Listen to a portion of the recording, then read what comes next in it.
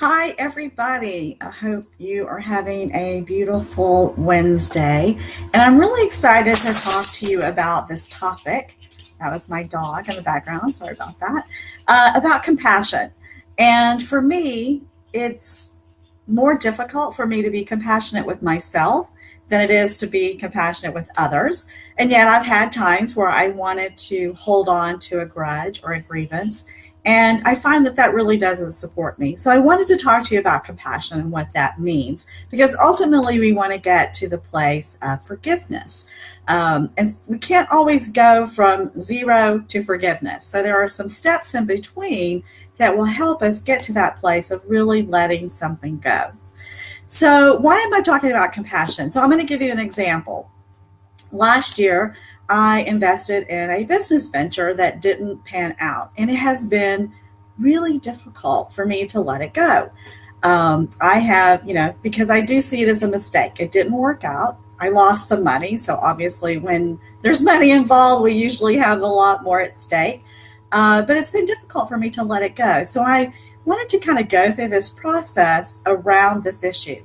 I also say that it's a process, right? Sometimes we let it go, but then we kind of pull it back in.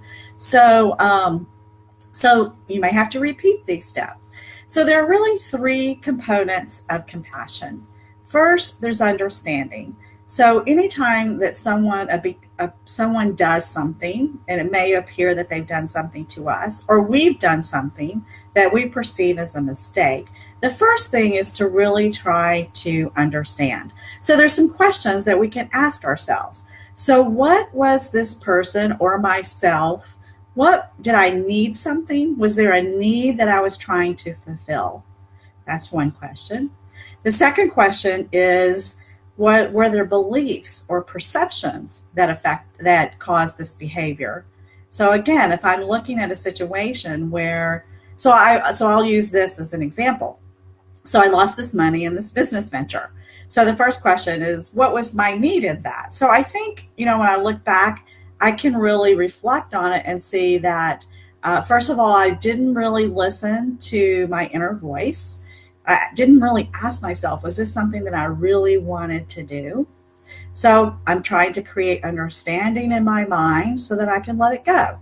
And the third question you can ask is, were there feelings involved that affected the behavior, caused the behavior? So let's say that there's someone who has, we can use just a really simple example of someone cutting you off in traffic.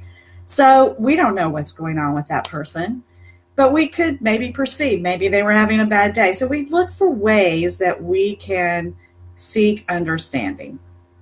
So when I look at my situation, I can understand.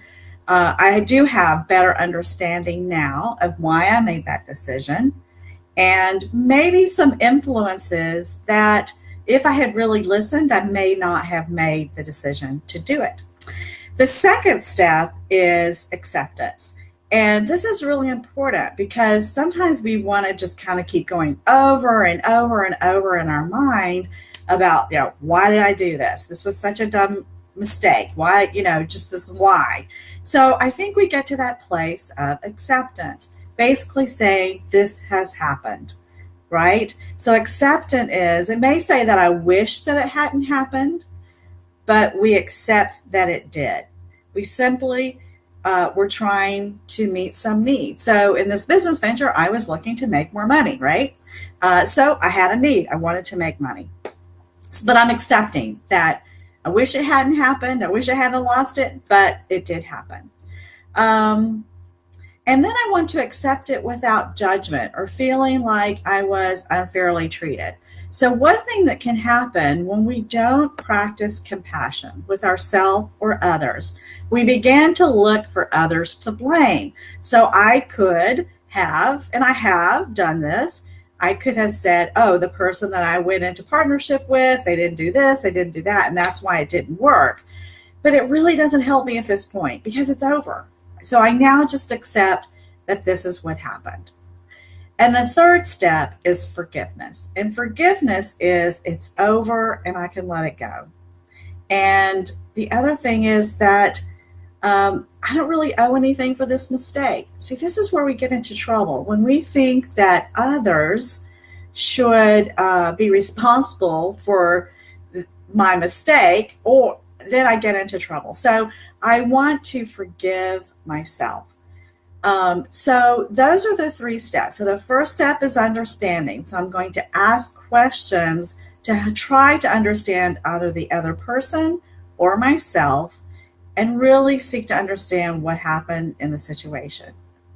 The second step is acceptance. Acceptance that this is what happened. I can't change it now, right? It's in the past, but I can learn from it.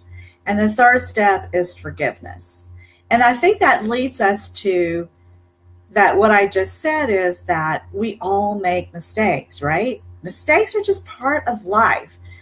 But what we can do is learn from those mistakes. So from this experience that I had, I now, if I were going to invest in another business venture, I would do things so differently. Like now I know there's some questions I should be asking. You know, what is the track record of the person or the business that I'm investing in? So there are all these other things that I learned from that experience so that if I want to do this again, now I'm more experienced. I know what questions to ask and I've learned something from it. And that's the most value that we can have from any mistake is what can I learn from this? So I hope that you'll practice compassion because what happens is, I think I mentioned this a few seconds ago, when we don't practice it, we end up doing a lot of judging and a lot of blaming. And sometimes it's reflected onto ourselves, or we want to blame someone on the outside. And what that does is it really keeps us in a place of not being happy or joyful. We can't have peace in our heart and soul when we're holding grudges and grievances and judging others for their mistakes. So it really helps us when we can let the other person off the hook for whatever mistake they made. And realizing that people do things because they either have a belief or perception that may or may not be true.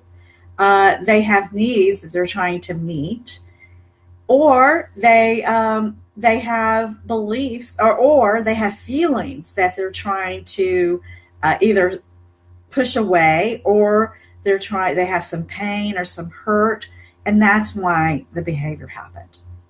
So I encourage you over the coming week to really use these tools. I'm going to put in the comments after the video the questions that you can ask because it's really a three-step process, and there's some kind of inquiring questions that you can ask yourself that will help you be more compassionate with others.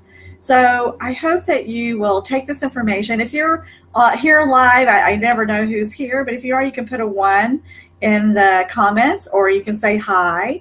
I'd love to hear from you. Either way, this recording will be on my page here on Facebook, and I would encourage you to watch it again and to really take notes, because this is such a critical piece to having a life of peace and joy, which is really my mission. I want everyone on the planet to have peace and joy. And right now in our world and in our country, this is what we need. We need kindness. We need kindness for ourselves and others, and we need to care about other people and care about ourselves. And compassion is one way that we can do that. And this is how we can contribute to the overall world energy, is by each day doing these small little things in our own life where we are offering kindness to others, when we are being compassionate with ourselves and others. We are contributing to a better world. And right now it seems a little dire, right? There's a lot going on in the world that's just not pretty, and it's not very supportive of being happy and joyful and peaceful. But we can find that within ourselves. We all have that capacity within our own heart and soul to find that place of inner peace and freedom, no matter what's going on in the outside world, no matter what people may do or not do. The peace is a choice that we can make within ourselves, and compassion is a step towards that peace and freedom.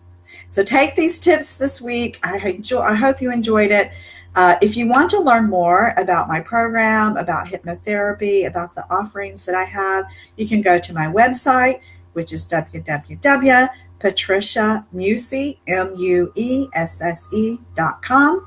And I would like to talk to you more about what's going on in your life and how I may be able to help you get to that place of more peace and freedom. So take care, have a happy Wednesday, and I will see you actually in 2 weeks. Next week I will be on vacation, although I will post a pre-recorded video. So you will have some more tips next week, but I will see you on July 11th. Take care. All the best.